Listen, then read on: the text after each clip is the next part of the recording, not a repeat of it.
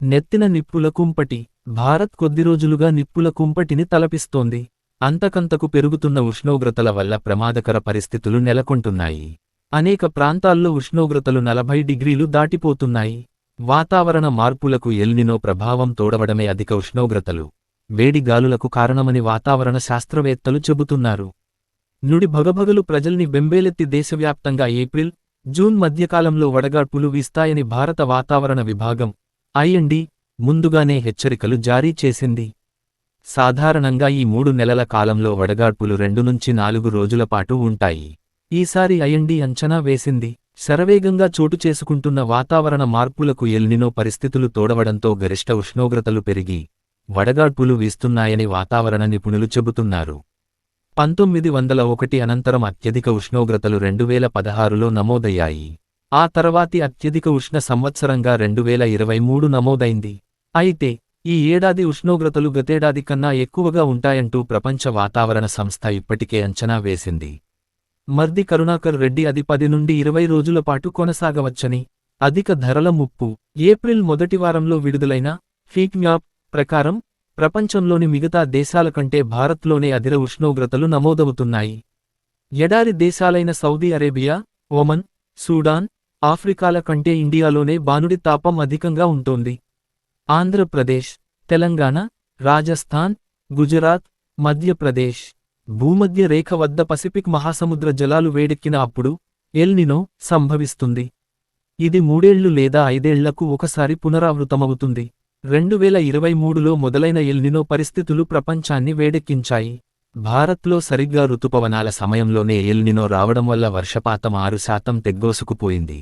ఈ ఏడాది ఫిబ్రవరి తర్వాత పసిఫిక్ మహాసముద్రంలో ఉష్ణోగ్రతలు తగ్గుతున్నాయని, దేశంలో జూన్ నాటికి ఎల్నినో ముగిసిపోయిలానినా ప్రారంభమవుతుందని వాతావరణ శాస్త్రవేత్తలు అంచనా వేస్తున్నారు.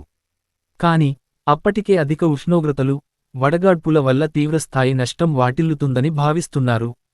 ఛత్తీస్గఢ్, ఒడిశా, మహారాష్ట్ర, కర్ణాటక వంటి రాష్ట్రాల్లో ఈసారి వేసవి ఎండలు దంచి కొడతాయని ఐఎండీ వెల్లడించింది.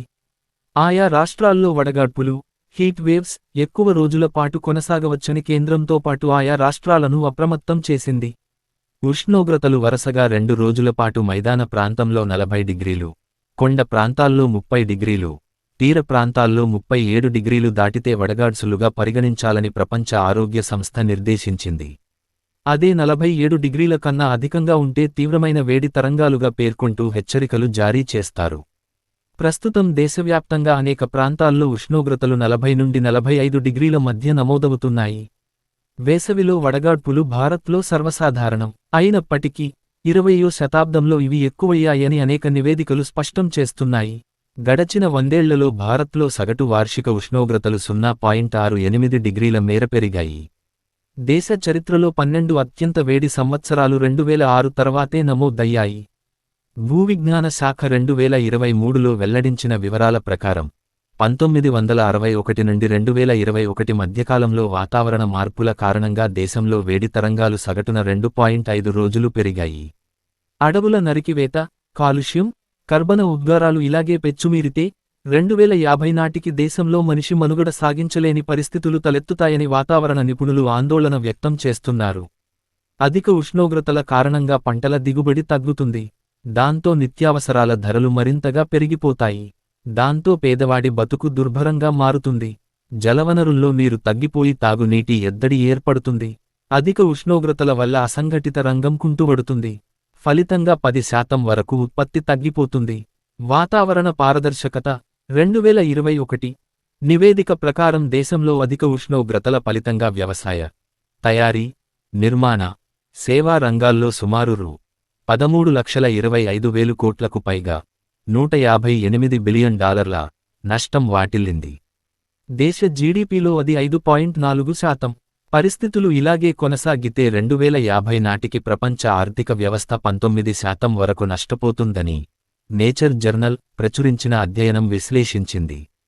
ఆ నష్టం భారత ఆర్థిక వ్యవస్థలో 22%గా ఉంటుందని హెచ్చరించింది. వేడి తరంగాల వల్ల దేశంలో ఏటా అధిక సంఖ్యలో మరణాలు సంభవిస్తూ అన్నాయి. 2023లో వడగాడ్పుల కారణంగా 14 రాష్ట్రాల్లో మొత్తం 284 మంది మరణించినట్లు కేంద్ర ఆరోగ్య శాఖ లోక్సభలో వెల్లడించింది. అధిక ఉష్ణోగ్రతలు వడదెబ్బ, గుండెపోటు, మూత్రపిండ వ్యాధులు, మధుమేహ తీవ్రతకు దారితీస్తాయని వైద్యులు హెచ్చరిస్తున్నారు. భూతాపాన్ని తగ్గించుకుంటేనే ఎల్ నినో, లా నినా పరిస్థితులను నియంత్రించడం సాధ్యం కాదు. కాని, కట్టుదిట్టమైన చర్యల ద్వారా భూతాపాన్ని తగ్గించుకునే అవకాశం మన చేతుల్లోనే ఉంది. శిలాజ ఇంధనాల వినియోగానికి స్వస్తి పలికి పునరుత్పాదక ఇంధనాల వైపు వేగంగా మళ్లడం ద్వారా పరిస్థితిలో కొంత మార్పు తీసుకురావచ్చు. వాతావరణంలోకి కర్బన ఉద్గారాలను అధికంగా విడుదల చేసే ఏసీలు, వాహనాల వాడకాన్ని తగ్గించాలి. నగరాలు, పట్టణాల్లో పర్యావరణ అనుకూల నిర్మాణాలు చేపట్టాలి. ప్రభుత్వాలతో పాటు ప్రజలు సైతం విస్తారంగా మొక్కలను పెంచాలి. ఒక అధ్యయనం ప్రకారం, మామిడి చెట్టు 50 ఏళ్ల జీవిత కాలంలో 81 టన్నుల కార్బన్ డై ఆక్సైడ్ను పీల్చుకుని 271 టన్నుల ప్రాణవాయువును విడుదల చేస్తుంది. అలాగే 5 ఏసీలు 1000 గంటల పాటు పనిచేయడం ద్వారా వచ్చే చల్లదనాన్ని ఏపుగా పెరిగిన ఓ మామిడి చెట్టు ఇస్తుంది. ఇటువంటి విషయాలపై ప్రతి ఒక్కరికి అవగాహన కలిగించి పచ్చదనాన్ని పెంచేందుకు కృషి చేయాలి. అప్పుడే భూతాపాన్ని తగ్గించి, ప్రకృతి విపత్తులను నివారించగలం.